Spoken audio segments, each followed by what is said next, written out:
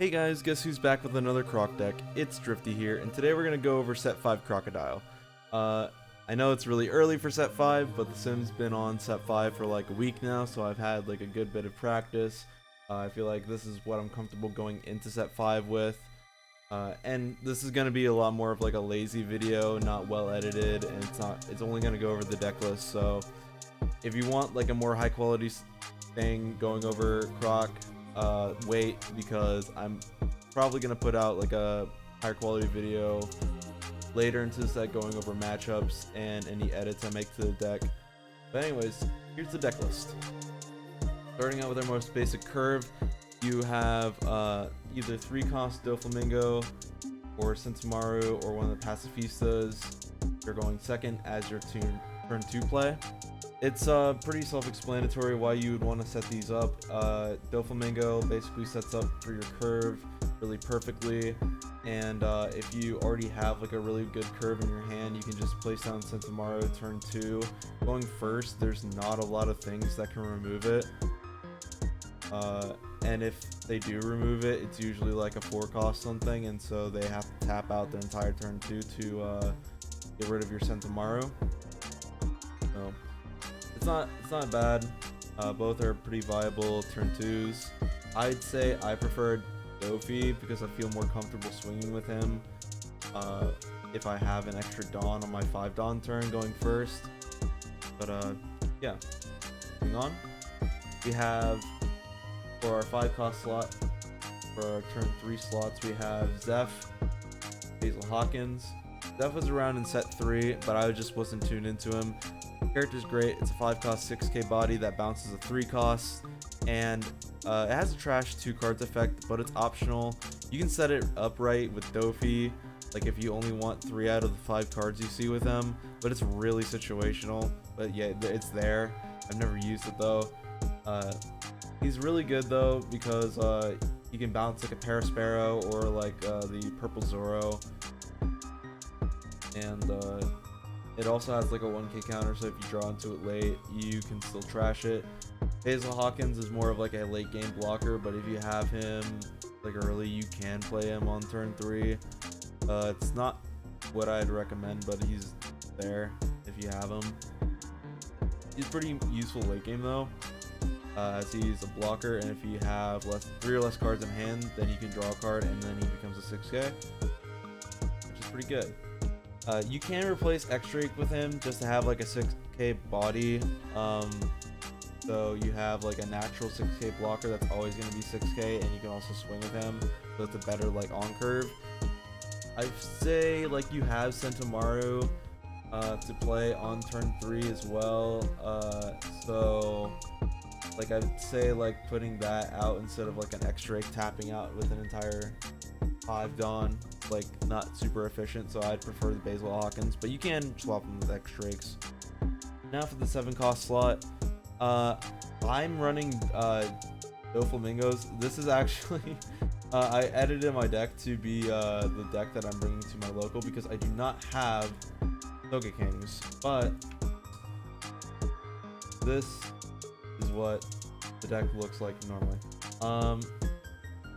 Normally I would run 3 Soga Kings.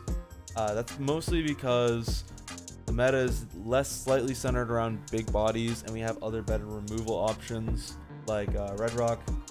And then the main reason I'd run him over the Doflamingo is the 1k counter.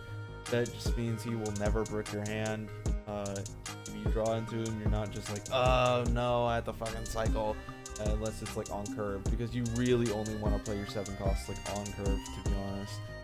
If you have only Doflamingos and you don't want to spend like the $40 on a set of Soga Kings, and you have like the 2 starter deck Crocs, so you already have like 3 7-cost Doflamingos, that's the situation I find myself in. So it's very possible to run the 7-cost Dofis, which is what I'm going to continue to practice with.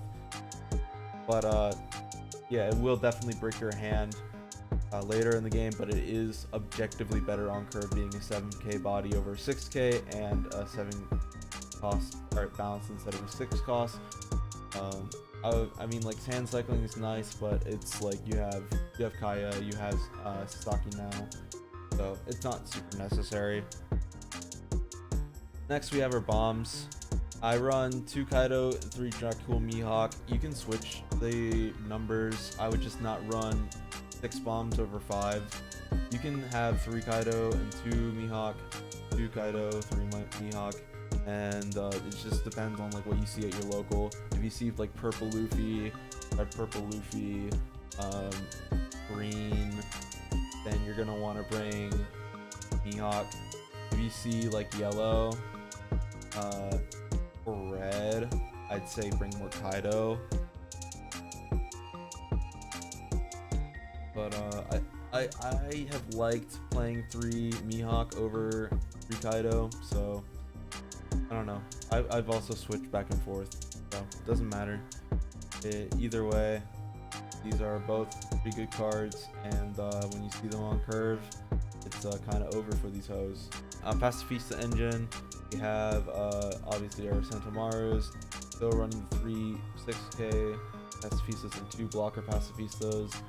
Also for our blockers, we have All Sunday and, like I said, Basil Hawkins. We're running All Sunday now because of our events.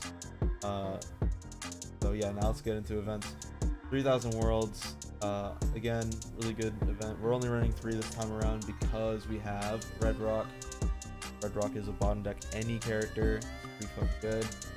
You can run 4 3000 Worlds and get rid of the Sables, but I like having the Sables because it has a trigger. And 2 Houndblaze. It's pretty situational, but it's like a nice card to have. Then finally we have our 2K counters. Like I said, Kaya and Sasaki both help you card fix. On 10 Dawn, you can Kaya to look for Red Rock. If you don't find it, use a Sasaki. Then if you don't find it, then you concede. And then finally we have Alvida. It's running it for the same reason we ran it in set 3. It's just a really cool like turn 1 play going second. You can play against like red and bounce their shit. And that's about it. That's the deck. I'll have a more refined video out later again, but yeah, this is what I've been playing with. I'm gonna take it to the locals. I got second place, running very similar deck at 4 Croc before the set came out, or before set 5 came out. This is what I brought, and I got second place. So, you know, Croc's still doing good. Croc's better than ever, and hope you have fun playing Mono Blue out there. See ya.